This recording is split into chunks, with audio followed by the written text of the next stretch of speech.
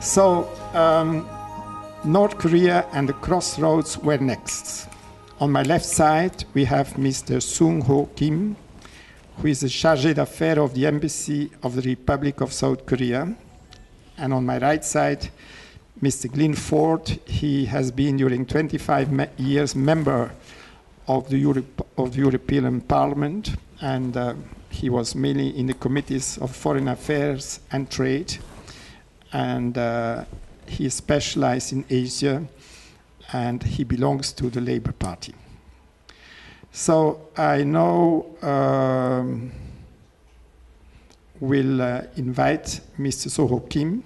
Thank you very much for the invitation for me to stand here, especially those graduates who took international relations degree of Master of Arts and also Master of Arts degree on governance and development policy. I would like to thank you again. And I also would like to start some encouraging words.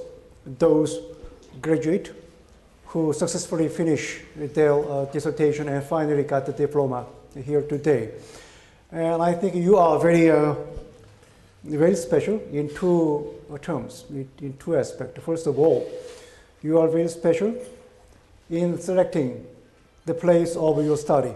You took Brussels as a place of your study, and Brussels is very much special for the students and those who would like to devote some time for the subject of international relations, the governance, and development policy. Because Brussels is not only a city of European Union, it is not only the capital of Europe, but also really it is a capital of international relations, capital of democracy, and making the nursing place of governance and development policy.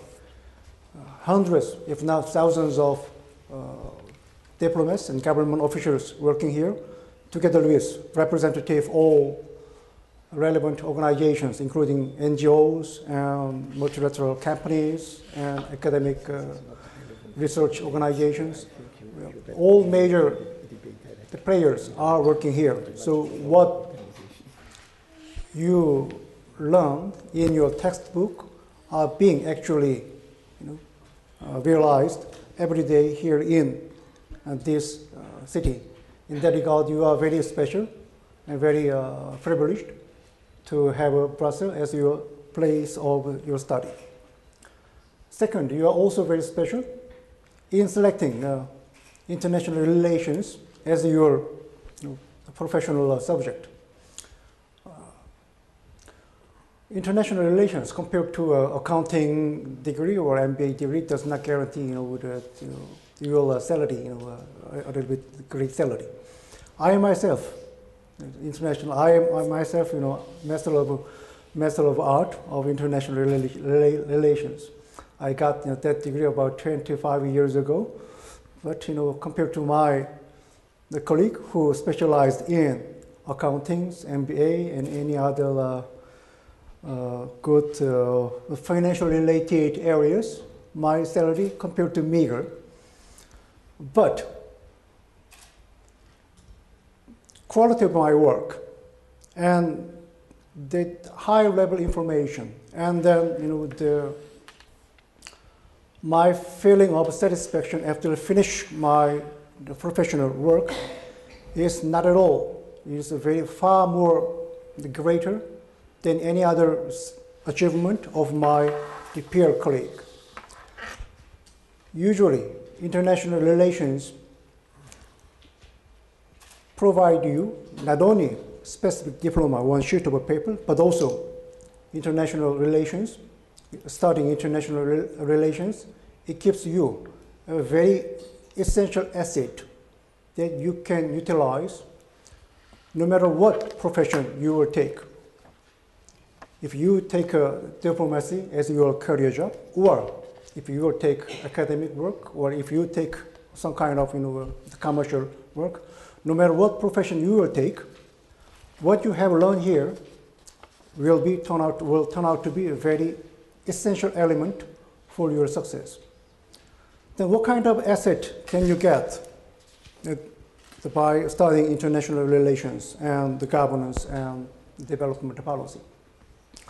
Well, based on my experience, I can tell you that if you study international relations, you can have a very wide and strategic, what I call helicopter view of things. You can disengage from your work to get a whole general scope, not entangled with minor things. Someone who has this strategic viewpoint can be successful in any kind of work, in diplomacy, politics, the commercial, and teaching. The second, IL, the study of IL provides you great analytic power. No, the study of IL is a study of how states act each other. Individuals can act capriciously without great thinking, but when states act, they act after contemplated, well-calculated discussions by the most intelligent elite of the country. So, while studying international relations in somewhat degree, it is like a studying of mathematics. So, by studying those states' behavior, your logic and your analytic power will be very much increased. And if you equip yourself with those assets, analysis and the logic, then you can also be successful in any kind of work. Last, well, international relations, it is a subject of study, the decision-making procedure. Decision-making procedure of a country is very much related to any kind of decision-making process of a large company. And also, if one actor behaves after making a decision, then the other actors will react in accordance with the counterpart's behavior. So, studying of decision-making procedure is also studying how these actors are intellects.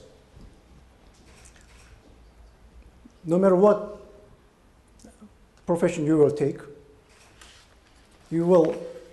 every day you will encounter with your counterpart who will react to your decision. So this studying of decision-making process and the interaction will also help you to be successful in your all areas. And also, the government, development policy and the governance is very much related to international relations. And today, I think I was invited because of this to North Korea. I found that North Korea issue is very much pertinent to the essential element that I just enumerated: analytic power and international relations, decision-making procedure, how to interact, and helicopter view to understand one situation. All these elements can be perfectly applied to correctly understand North Korean issue. And this North Korean issue not only requires some knowledge on international relations, but also North Korean problem requires the governance, understanding on governance, because North Korean country is the messy of their governance. And also we need some development policy knowledge to correctly understand North Korean problem and to correctly guide North Korea into normal states because of their, the poor status.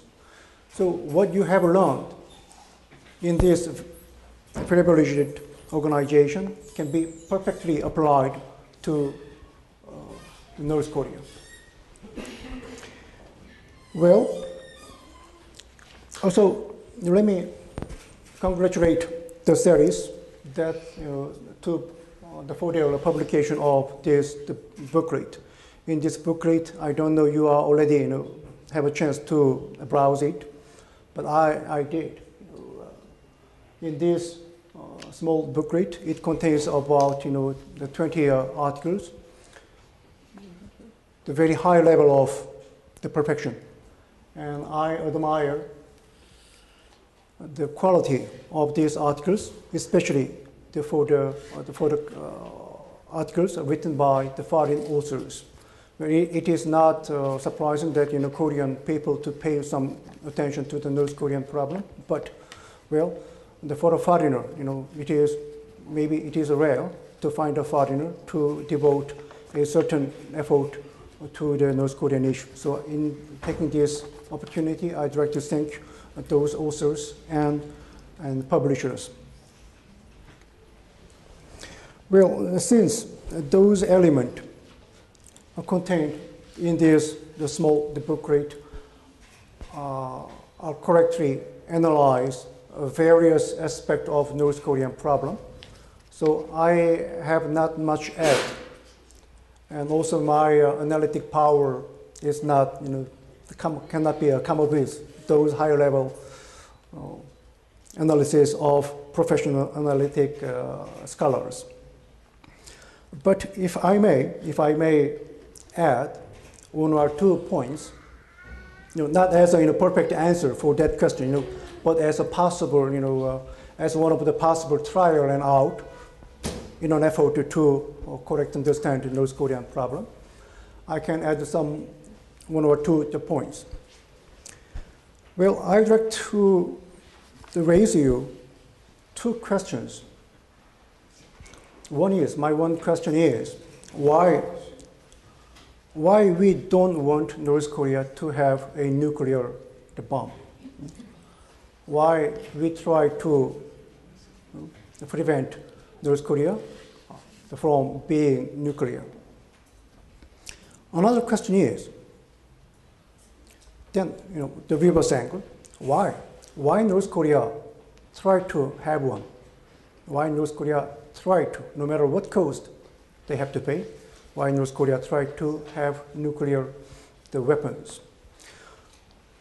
Well, in trying to answer these two questions, that it needs the whole, my country's whole resources, because this problem is our, life and death problem.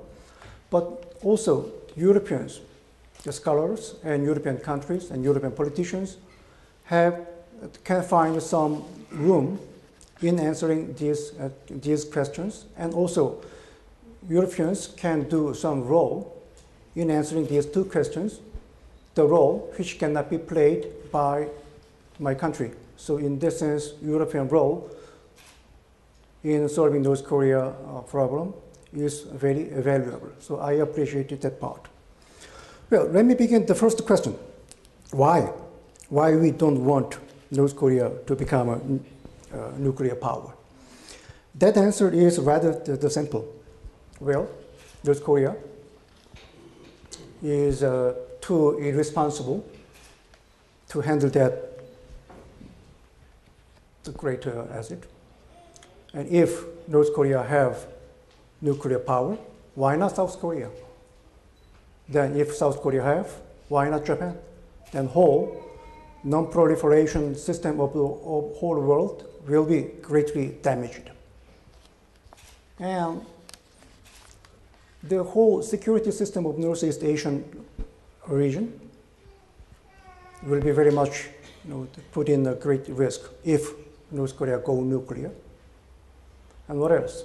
There are many answers for the first question. So the first question is whether easy to answer. The difficult question is my second one. Why? Why North Korea tried to have a nuclear bomb, no matter what cost they have to pay? There, I have no clear answer. But I can give you some, two different interpretation or diagnosis, which requires a different prescription. Well, first, maybe North Korean leaders try to have nuclear bomb because the situation forced them to have one. Because North Korean leaders found themselves in a situation that they have to have one nuclear bomb in order to survive. Well, if this answer is correct, then our prescription shall go to the situation itself, not North Korean leaders. It is quite natural that any elite, the government leader, try to defend their country, their people, their property, no matter what cost they have to pay. So if really situation forced them to be a nuclear power, then we have to correct the situation, not the North Korean leaders. But I'd like to ask, do you think really North Korea is situated in a circumstance where they have to be nuclear to defend themselves? Do you think that United States really have a state agenda, have a plan, has a real intention to invade North Korea? Yes, United States invaded Iraq and Afghanistan. Why not? If someone invaded a country 2 times, why not 3rd time? Well, that kind of analysis is too simple. Well, that kind of analysis shall not be made a student who spent great time in this organization, studying the international relations. As I told you, international relations requires logic and analysis. So please apply your analysis. North Korea is really in a situation where they have to have a nuclear power to defend themselves. North Korea is really in a situation where South Korea and United States really try to invade that country. Well, I think my answer is no.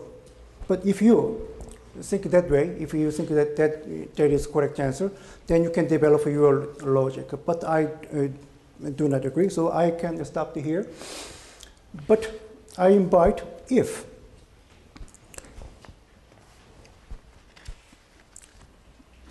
the second diagnosis. Well, North Korea is not in that situation. So it is purely misperception of North Korean leaders. So in that case, our focus shall be on the leaders, the person, not the situation. There you can play a great role that we cannot. In order to solve this problem, then, we have to persuade North Korean leaders, look, gentlemen, you misperceived. You are wrong in understanding your situation. So we have to correct them. We have to persuade them. We have to take their hands out of the cave.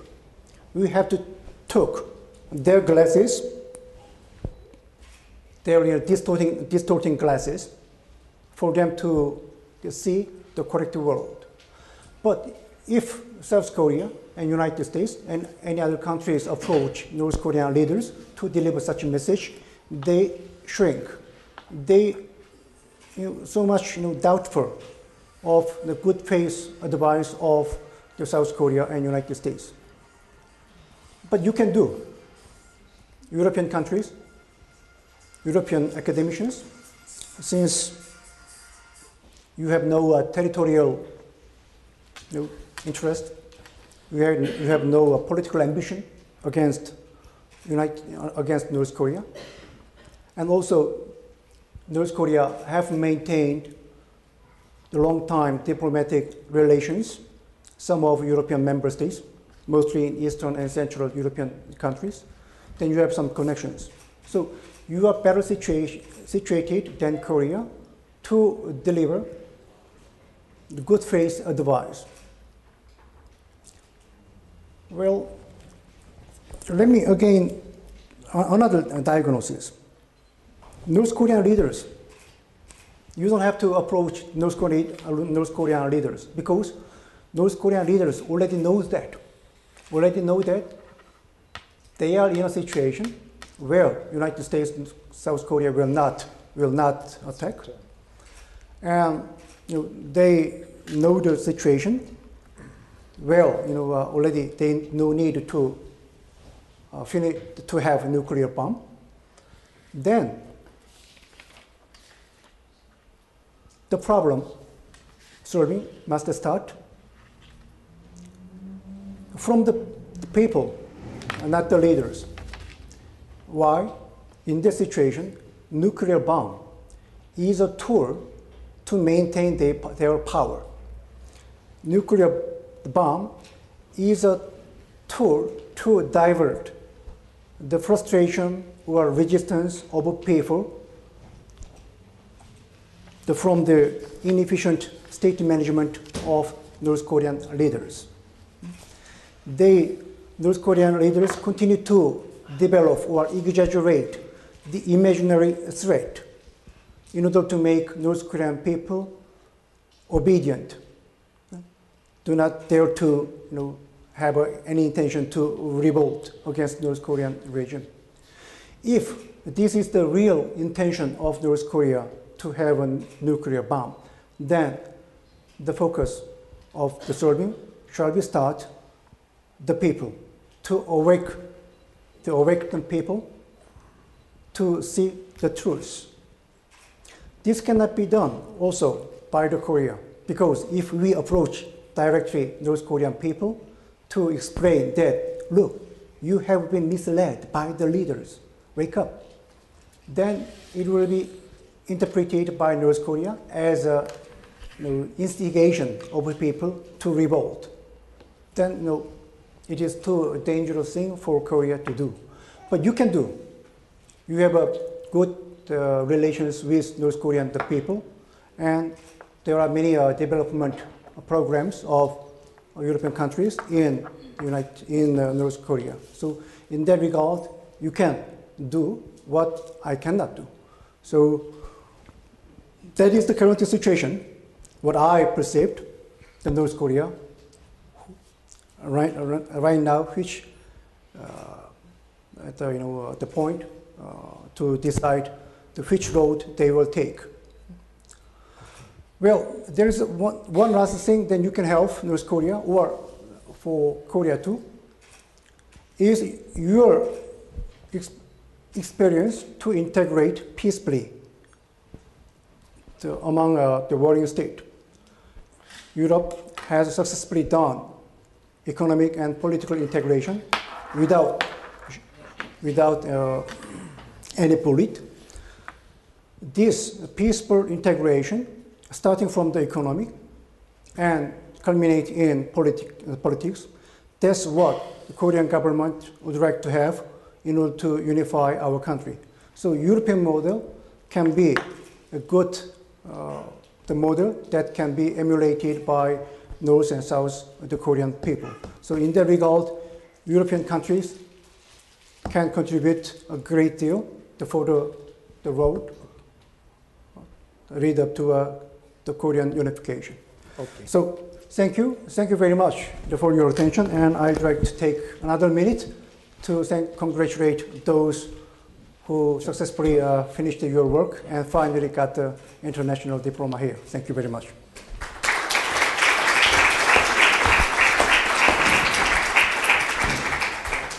So after we have heard the views of a diplomat, we now are going to listen to the views of a practitioner and, as I said, of a member of the European Parliament who has been involved with these issues during 25 years on the field and here in Brussels. Can I say I'm delighted to be here, and can I echo the comments of Dr. Kim in saying that you made a very wise choice doing international relations. I can say that very solidly on the basis I have a degree in geology and another one in oceanography. So I wish I'd made your choices, but I didn't, and look where I've ended up. What we're talking about is North Korea at the crossroads. Where next? I think the problem is that none of us know. And having just returned from Pyongyang on Saturday, I'm not sure that the North Korean leadership themselves entirely know what next. They're also looking to see what's going to happen. North Korea is no one's poster boy for anything good. The ongoing food security issue, famine, the humanitarian situation, the dangers of armed clashes escalating into major military conflicts. North Korea is clearly a problem state, to put it mildly. But, and I don't have a lot of time, so I apologise to my South Korean colleague. You don't have, if you don't like North Korea, and I don't like North Korea, you don't have to accept all the stories about North Korea as being true, however bizarre, uncollaborated, or convenient to special interests, whether in Beijing, Seoul, Church, or in the, if you want, in the gangs. It is true that North Korea spends more on the military than any other country in the world. But a different aspect of that will be to say that despite spending more on its military than any other country in the world, it spends less than 1/250th of what is spent by the United States, Japan and South Korea, i.e. its military budget is 0.4% of those people it sees as threatening it. In a sense, we've got the binoculars the wrong way round. We see North Korea as a threat rather than this actually rather small and unpleasant country stuck in a corner, petrified about what's going to happen to it. After all, they are still at war. There is an armistice. There has never been a peace treaty. So there's no peace settlement. There is a situation where there is a temporary cessation of hostilities. For them, nuclear weapons are deterrents, not offence. We were asked the question, why do they want nuclear weapons? Well, you might think that having seen what happened to Libya, they've got good reason. I mean, I can remember European Union delegations going to North Korea only about 3 years ago, saying what you have to do is follow the Libyan model. Give up your nuclear weapons. Come into the world. You'll be welcome, just like we welcome Colonel Gaddafi. You'll be safe. There will be no attempt at regime change. Looking from Pyongyang now, it doesn't look quite that attractive anymore, I can say. They also want nuclear weapons because they're cheap. I mean, they would like, I'm not arguing these are nice people, they would like to actually spend a little bit less on their military and a little bit more on their civilian economy. How do you cut your military spending so you can release hundreds of thousands of soldiers into the civilian economy? You need to maintain a deterrence. Nuclear weapons are cheap. Interestingly, and we were told, what should we do about stopping North Korea getting nuclear weapons? I sort of thought they had them, in the sense that there have been 2 nuclear tests, don't I remember, in which North Korea proved it actually had nuclear weapons. But of course, unlike Israel, and one might ask how dangerous Israel having nuclear weapons might be in relation to, if you want, pushing Iraq down the same channel. North Korea is in the same category. Yes, it might lead to proliferation. But there's a simple solution. It's to negotiate a solution. I think, frankly, I speak only for myself. I have that advantage. And as you will have already noted, I am by no means a diplomat. That the North Koreans actually are willing to give up their capacity to make nuclear weapons, but not the plutonium they already have. So that would give them a deterrence and allow them to trade away their capacity to build more nuclear weapons in exchange for some kind of settlement. For the North Koreans, the issue over the satellite is not what's launched, but who launches it. Their launch of their satellite launch, which they reported on the basis of all the regular, if you want, international conventions, was condemned. India's launch, a few days later, of a long-range intercontinental missile, nobody said a word. So it's not about what you're doing, it's about who's doing it. Now that's fine, but let's be realistic then. They take the view that there are some double standards around and we're at the wrong end of the double standards. As I said, I've just been to North Korea. I had 5 days there last week.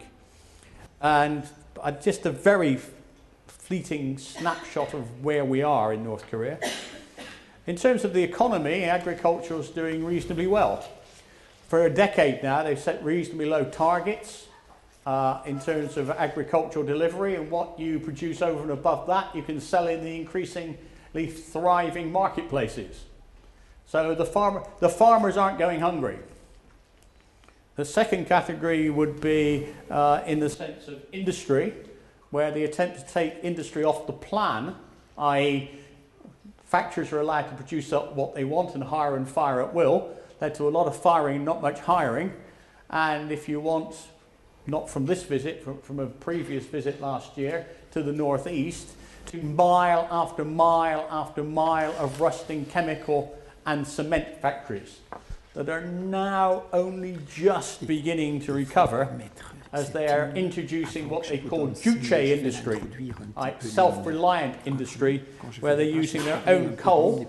They don't have coking coal to find new ways of producing steel, which is not working very well, fertilizer, and what everybody on the fashion in the fashion industry is dying to get hold of, which is a cloth vinylon made out of crushed limestone. I don't really think it's going to actually catch on. At the same time, they're looking at opening up a series of special economic zones. They've had the one in Kaesong with South Korea, where you've basically got South Korean finance and skills married with North Korean labour and land. And you have a situation there, and it's going through a few tricky times at the moment, where you've got 40,000 North Korean workers coming in daily to work in 100, I think all but one, or maybe even all South Korean factories, and the product goes to the south. Interestingly, it was only recently that the South Korean Minister of Unification came and urged the European Union to look again at our rules of origin on the EU-Korea Free Trade Agreement, because no provision has been made for Kaesong, which seems to imply that goods produced in Kaesong would not be classified as South Korean. Phases 3 and 4 would put the number of workers in Kaesong up to close to 500,000. The levels of production there would require that the goods are exported. It seems to me that that's, we say, a straw in the wind, indicating that there may be better news in terms of North Korea-South Korea relations in the future. There's an old special economic zone called Rason, which has never really worked, up in the far northeast, where they're now going to try a different approach, the Shenzhen type approach, where they're in Kaesong, people go backwards and forwards daily. In Rason, they're going to do what happened in Shenzhen. People living there will be able to be living in almost what is a separate country. And the people there, if they can get the investment and the equipment in, can grow with the economy. And of course, there are proposals for similar sites, probably more on the Rasong model up on the Chinese border near Sinuiju. In terms of energy, it's one of the crucial blockages, economic blockages, and of course, actually, civilian nuclear energy is not mentioned at all. Look at coal, hydrothermal, renewables, particularly tidal, where they see an opportunity to actually increase energy production. Interestingly, at the moment, it seems to me that the leadership's in a reasonably strong position. What happened from 2008 up until 2011 was an attempt to re-establish the party. Like it or not, under Kim Il-sung and Kim Jong-il, you had charismatic leaderships in the north. Didn't require any underpinning argumentation. But with Kim Jong-un, 28, the youngest leader in the world apparently, it's much more difficult for him to speak on behalf of himself as a charismatic leader. So the party's been revived to actually give him a platform to speak for, a platform to speak on. And so the Korean Workers' Party is going to be important for the future. The people who count in North Korea are not, frankly, the people in the countryside or those in the blighted northeast, which are the big, if you want, the big factory areas with no agricultural hinterland, very bleak. The people who count are the 1 million+ people in Pyongyang. And there's a big push at the moment to privilege Pyongyang. This is a country where there's a shortage of cereal production. This is a country that only on the best year of best years are they going to be self-sufficient.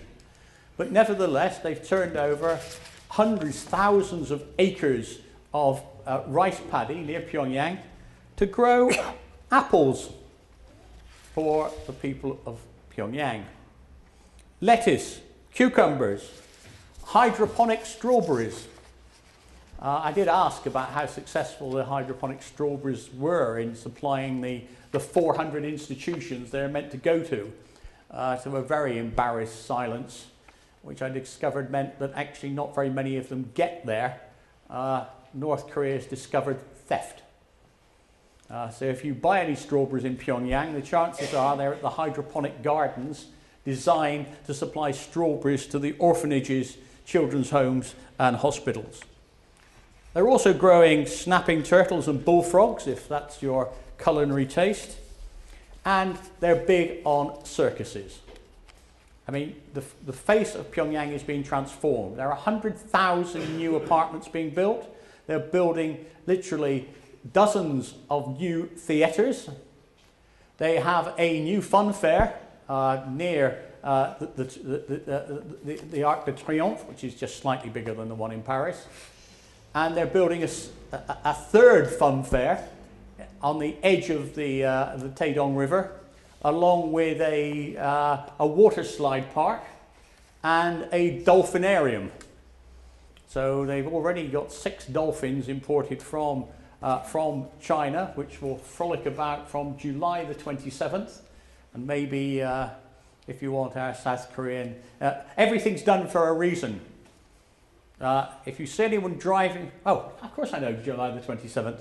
It's the victory in the Fatherland Liberation War. That's the armistice for us.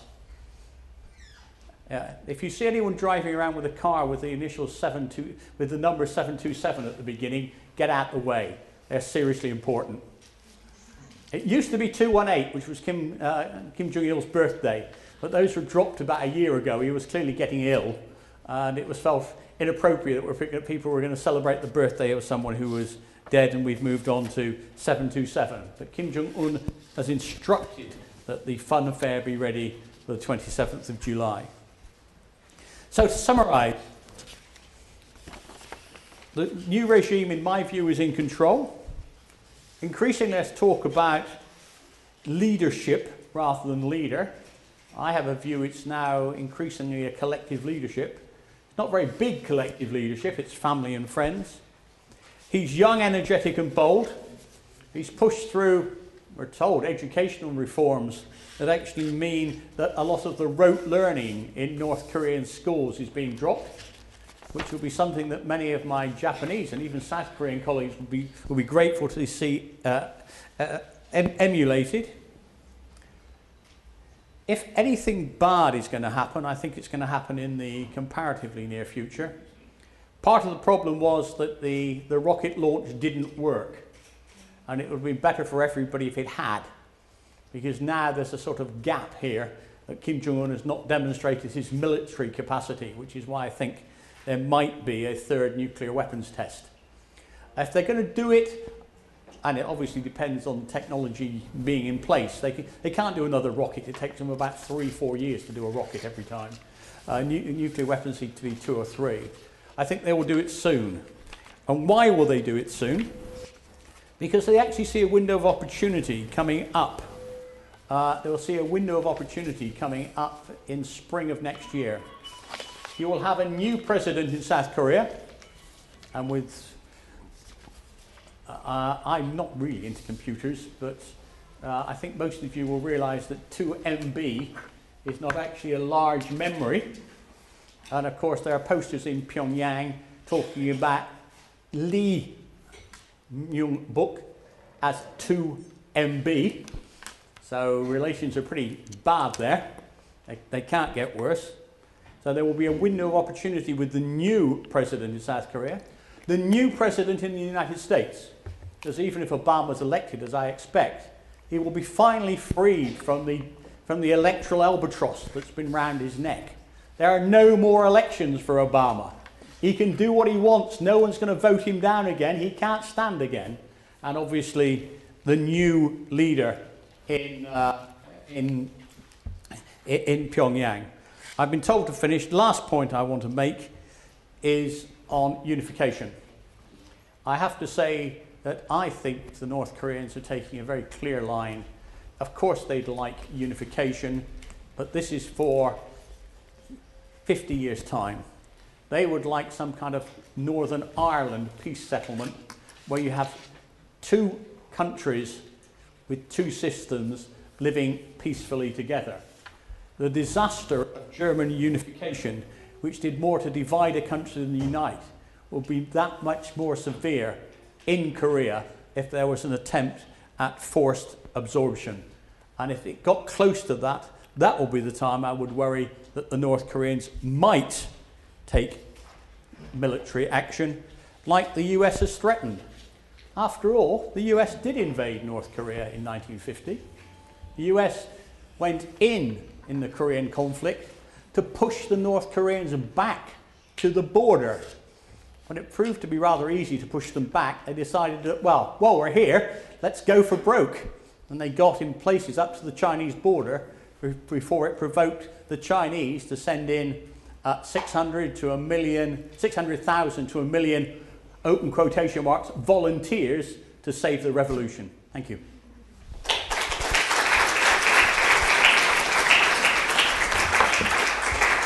You have both given us a very interesting backdrop on the situation in North Korea and the international implications involved. And now we have about, since you have to leave at 10 minutes past 7, we have time for some questions. But as I said at the beginning, questions are reserved for graduates who want to impress their family. Please. My name is Marek Brančić. I'm working for the Slovak representation here, but to the EU, but I would like to speak in my own capacity, and that's one question, 1 minute okay. maximum. What I like here, that I can speak freely here, my view on what we are studying, what we studied here, is that it shouldn't be only about the geopolitics. Even one professor told us that this is international relations are very cynical, but for me personally, it's very important also the protection of the people or situation of the people. You didn't mention it much, but I would be very interested in this. And we heard here when we were studying that nobody actually would like to have reunification of Korea from different reasons, because it will be strong or it can be expensive, etc. So if you could comment on this, then I would like to ask you also, it's quite interesting that this kind of state could survive so long time. Is it because of foreign aid, or how it could survive? Because I thought that the situation is, the country is in real economic collapse, troubles. You said that agriculture is working very well. It was quite interesting information for me, but I also think that we don't have many information about North Korea because it's quite close society. So you were privileged to be there, I think. Thank you. Well, I absolutely would like to thank our participant, because during this whole academic year, he has really been a leading person in asking very, very up-to-the-point questions. So I will forgive you that you didn't ask one question, but two. Please. I think I counted three. But I mean, yeah, clearly one of the issues that I didn't deal with very much is the issue of, if you want, human rights in North Korea.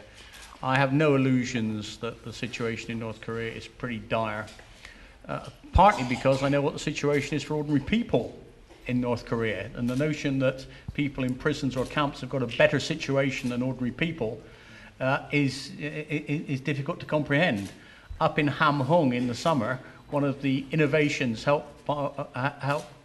paid by the European Union are water shops. What's a water shop?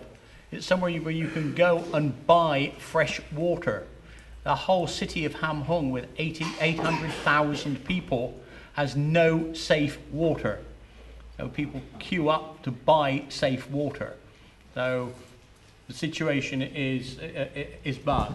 Let me say that one of the good outcomes from the 2001 visit by Goran Pearson, Javier Solana and Chris Patton was the first ever agreement by the North Koreans for human rights dialogue. We established a human rights dialogue between the EU and North Korea, which was abandoned, I think, in 2004 after the European Union, under the urging of the Heritage Foundation, actually tabled a resolution condemning North Korea's human rights record. Now, there's nothing nice to say about North Korea's human rights record, but actually have it tabled by the only people you would privilege to have a dialogue on human rights with seemed to be a provocation that got the response that anybody interested in the subject could have expected. The human rights dialogue was suspended, and one of the things we need to do is to look at getting that human rights dialogue restarted. It won't solve all the problems, but certainly according to the Commission officials that were there in that period, there were just the first hints of progress. And I think that that's probably the right approach. The fact that the European Parliament yesterday passed the most immoderate resolution on North Korean refugees it's ever passed probably doesn't bode well for that actually being successful. How does it survive? North Korea is not an imposed regime like you had in Eastern Europe. It depends on the country. It was never part of the Russian Empire in any meaningful way.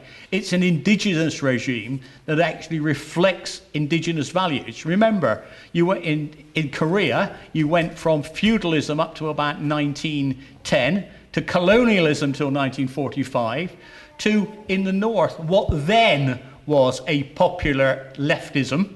It isn't now. And so for them, there's no other experience. And as I said, what they're doing at the moment is making sure that those people that might have some access to information to the outside world are the ones that are steadily, if not spectacularly, seeing their standard of living rise. In terms of agriculture, they're not producing enough to feed the whole population. What they are is producing enough for the farmers to have a reasonable lifestyle and to provide goods to the market, which enables the privileged population in Pyongyang, who are the people that count, the nomenclatura, to see, as I said, an increasingly, not spectacular, but a steadily rising standard of living. Mr. Kim, you have some comments to make on those questions? Well, nobody wants unified Korea. Yeah, perhaps yes, but it depends on what kind of Korea will be after unification. If pro-capitalist Korea, then China don't want. A capitalist Korea, probably US don't want. So that is our job. We do not have, Korea's do not intention to have instant unification, which will decide either pro or China in a short time. What we are going to do is the first to restore our mutual confidence between the two. And then we start to integrate step by step our economy. And then what kind of Korea will be and how to satisfy those countries, those neighboring countries. That is a mutual job of the both two countries. So that time, well, I would like to, I am welcome. That moment will come sooner or later. For me, as a diplomat, try to satisfy my neighbors to have a friendly attitude towards unified Korea. I think that is my dream as a diplomat. But before realizing that dream, first of all, we try to restore our mutual confidence first. A second question. Surprise. No second question. Do you want to, since you have 10 minutes, if you have 10 minutes, you want to add something still? I'm very, if the audience are happy, so am I. I once set university finals questions, and one of my favorites was to say... We have somebody. It's also a participant who has been extremely active, and I was really surprised that you didn't raise your hand earlier.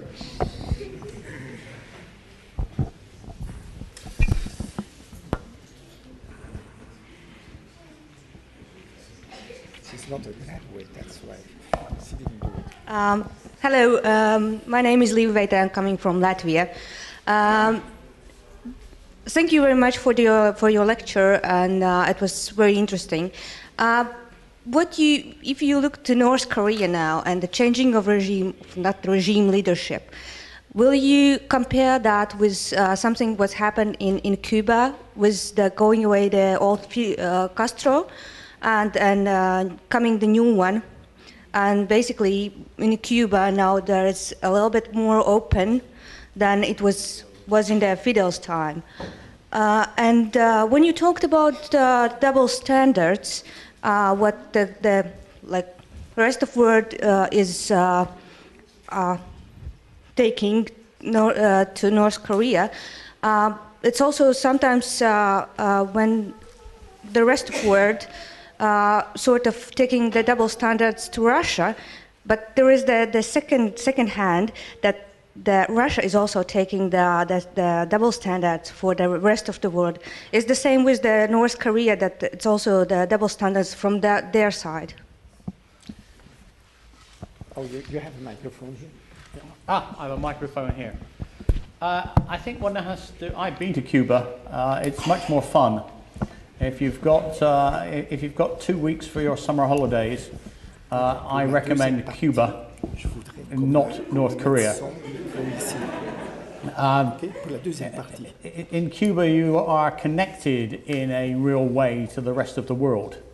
I haven't been to Cuba for probably 3 or 4 years, but you can watch American television, listen to American radio, etc. North Korea is, in a way, completely closed society. The people at the very top, increasingly, well, obviously people in the international department of the party I was talking to knew more details about the French election results than I did, but that's what their job is. So one should hardly be impressed that they're doing their job.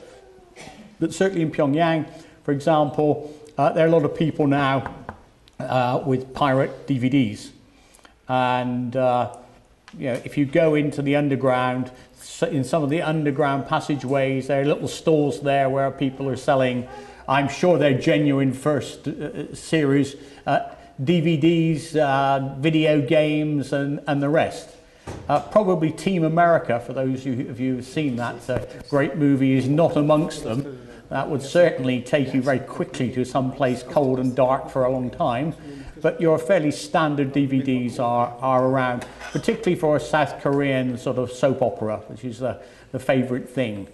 But that's very different from getting outside into the countryside, where there are rumours that even the middle pages of Rodong Shimun, which is the daily paper of the Central Committee of the party, are not distributed, which is the international section. If you go to Pyongyang, you lose your mobile phone. They have 1 million of them, texting away, taking pictures, but foreigners, just in case, because they don't work anyway, but just in case, have their mobile phones taken away. So there's a degree of closure there that you don't actually have in Cuba. I'm not suggesting the North Koreans don't have double standards. I'm just suggesting the notion that it's all on one side and nothing on the other. It seems to me to be a little fanciful. I'm very much in favour of a settlement on the Korean Peninsula. There are two groups of people who are not. Three groups of people. Parts of the North Korean military. I mean, if there's a settlement, job prospects are going down, certainly in terms of promotions. The American defence industry, because Japan is being persuaded to spend vast sums of money on deploying theatre missile defence to shoot down any of these sort of odd orphan rockets that might come its way after an American preemptive strike. And thirdly, Japanese politicians, because a lot of Japanese politicians are actually in favour of amending Article 9 of the Constitution, which makes Japan a peace nation. I'm actually in favour of amending it, don't misunderstand me, because I think it's time that Japan became a normal country in the world.